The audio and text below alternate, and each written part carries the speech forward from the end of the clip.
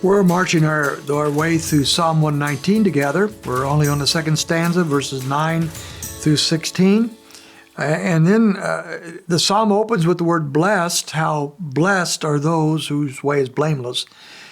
Blessing, I think, gets some bad definitions today. We're blessed if our health is good. We're blessed if we have financial means. We're blessed if all things are going well in our world. But the word blessed is a deeper word than simply those more superficial things, as important as those might be. It's a word that goes to the favor of God. The blessed person ultimately is one who's living in the favor of God, so that God is bringing true, deep prosperity into their life.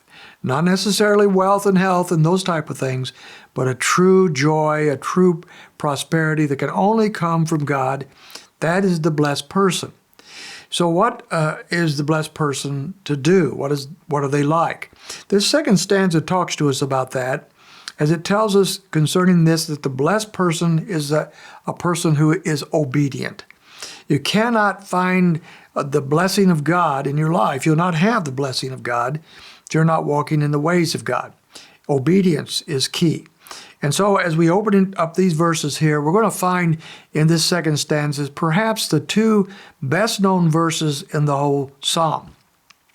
Verse 9 and verse 11 has been memorized and preached on and talked about since they were written, and rightly so, because they are so powerful and so helpful and so insightful to how we ought to live our lives.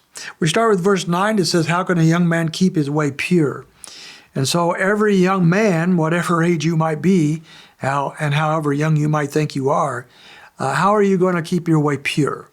If, as he said in the earlier verses, that he wants to walk in the statutes of God and walk in his way, then his way is a way of purity. We want to walk in purity. So how can we do that? How can a young man keep his way pure? And he answers it in very clear terms. He says, by keeping it according to your word. Now, I can only keep my way pure if I am guarding it according to his word. There's different words here. The first word for keep in verse 9 means to cleanse. How can a young man cleanse his way or be pure?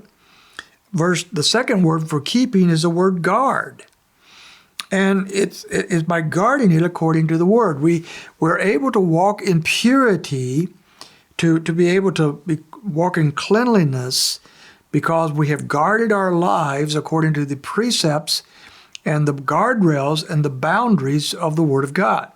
That is the only way that the young man can keep his way pure, or the young woman, or anyone else, is doing so according to the guarding of the Word of God. He marches on and says in verse 10 that we should also seek God. He says, with all my heart I have sought you. Do not let me wander from your commandments. So he presses on here. He wants to guard his heart according to the Word of God, but he also wants to seek the Lord. So it's not enough to be simply defensive, in which we guard against bad influences. We must also be offensive in chasing after that which is excellent, that which is good. And there's nothing more excellent, nothing more wonderful than the Lord himself. And so with all of his heart, he is seeking the Lord himself through his word. And then verse 11, the other verse that's so well known by so many people, your word have I treasured in my heart that I might not sin against you. Perhaps that put both of these things together. He's speaking all the way through the psalm about the word of God. What does he do with the word of God? Well, he understands it, he meditates on it, he thinks about it. We'll look at that in just a moment. But he also treasures it.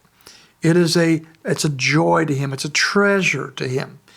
When most people think of a treasure, they think of some financial wealth. Somebody found a treasure.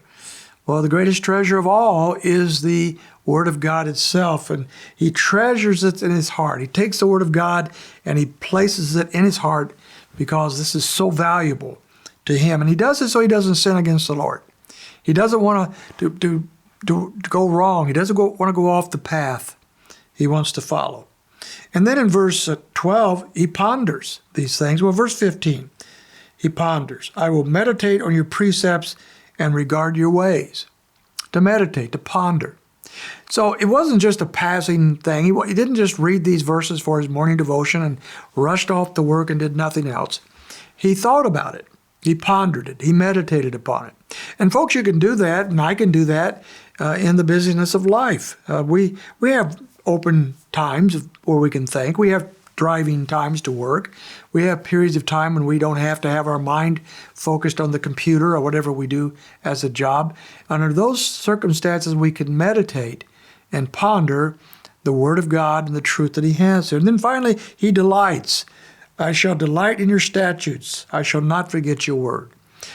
When we delight in something, we go after it. Whatever we delight in, we chase after it.